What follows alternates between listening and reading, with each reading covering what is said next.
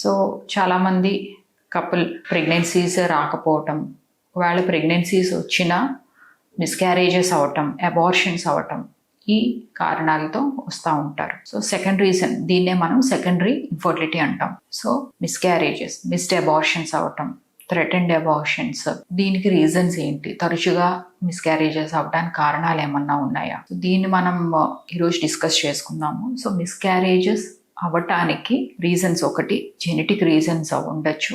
ఏదైతే ఎంబ్రియోలో అబ్నార్మాలిటీ ఉన్నా, chromosomal abnormality ఉన్న, 3 సర్వైకల్ ఇన్సఫిషియన్సీ అనమాట. సో సర్విక్స్ షార్ట్గా ఉన్నా, సర్విక్స్ యొక్క లెంత్ తక్కువ ఉన్నా కూడా ప్రీటర్మ్ డెలివరీస్ అనమాట, బిట్వీన్ 12 to 16 వీక్స్ అవ్వటం. ఒక్కొక్కసారి ఏంటంటే ఇండ్యూస్ చేయాల్సి ఉంటుంది, మెడికల్ టర్మినేషన్ ఆఫ్ ప్రెగ్నెన్సీ కొన్ని కారణాల వల్ల. వాళ్ళ బేబీ అనామలీస్తో ఉన్నా, అబ్నార్మాలిటీస్తో ఉన్నా ఒక్కొక్కసారి ఏంటంటే మనము మెడికల్ టర్మినేషన్ అనేది చేస్తాం. టిఫా స్కాన్లో కానీ, ఎన్టీ స్కాన్లో కానీ గ్రాస్ అనామలీస్ ఉంటే దాన్ని మనం ఎంటీపీ చేస్తాం అనమాట. సో కారణాలు ఏదైనా, మిస్క్యారేజెస్ తరచుగా అవుతున్నాయి అంటే డెఫినెట్గా దాన్ని నెగ్లెక్ట్ చేయకూడదు. మోర్ దాన్ 2 మిస్క్యారేజెస్ అయితే మాత్రం డెఫినెట్గా ఇవాల్యుయేషన్ అనేది చేయించుకోవాలి కపుల్.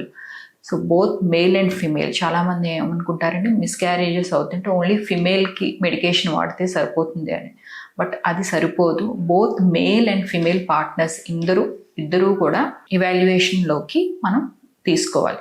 సో ఒక్కోసారి స్పర్మ్ ఫ్యాక్టర్ ఉంటుంది, ఒక్కోసారి ఎగ్ ఫ్యాక్టర్ ఉంటుంది, ఒక్కోసారి ఎంబ్రియో ఫ్యాక్టర్ ఉంటుంది అనమాట. సో దీనికి ముగ్గురిని కూడా మనం దృష్టిలో తీసుకోవాలి. సో స్పర్మ్ డిఎన్ఏ ఎలా ఉంది, స్పర్మ్ డిఎన్ఏ ఫ్రాగ్మెంటేషన్ ఇండెక్స్ ఎలా ఉంది అనేది మనం మెజర్ చేసుకోవాలి. సో ఉమెన్ వచ్చేసరికి ఊసైట్ క్వాలిటీ ఎలా ఉంది కూడా మనం కన్సిడరేషన్ తీసుకోవాలి. ఇంకొకటి యుట్రైన్ ఫ్యాక్టర్, యుట్రస్ ఏమన్నా చిన్నగా ఉందా, యుట్రస్లో ఏమన్నా సెప్టమ్స్ ఉన్నాయా, సర్వైకల్ ఇన్సఫిషియన్సీ ఏమన్నా ఉందా కూడా మనం దృష్టిలో పెట్టుకోవాలి. సో 4వ వచ్చి మన ఎంబ్రియో ఫ్యాక్టర్ అనమాట. ఒకవేళ మిస్క్యారేజెస్ అవుతున్నాయి అంటే డెఫినెట్గా ఏదైతే ఆ బేబీ ఫామ్ అయింది, మనం products of conception chorionic CMA అంట అనమాట. క్యారియోటైపింగ్తో పాటు క్రోమోజోమల్ మైక్రో ఎరే అనే అడ్వాన్స్డ్ జెనెటిక్ టెస్టింగ్ కూడా మనం పంపించవచ్చు. దీన్నే CMA for micro ఎరే.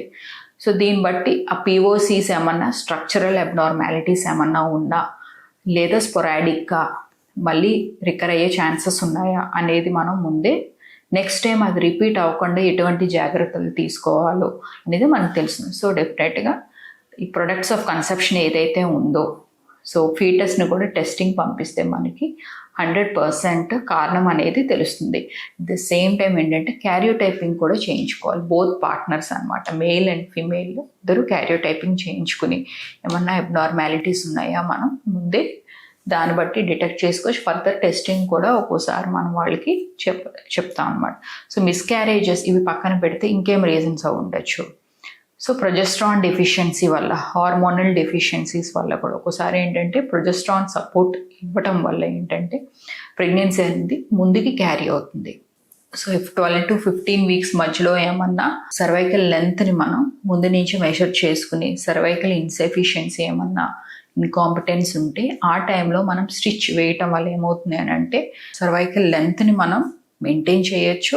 At the same time preterm డెలివరీని అనేది మనం ప్రివెంట్ చేయొచ్చు అనమాట.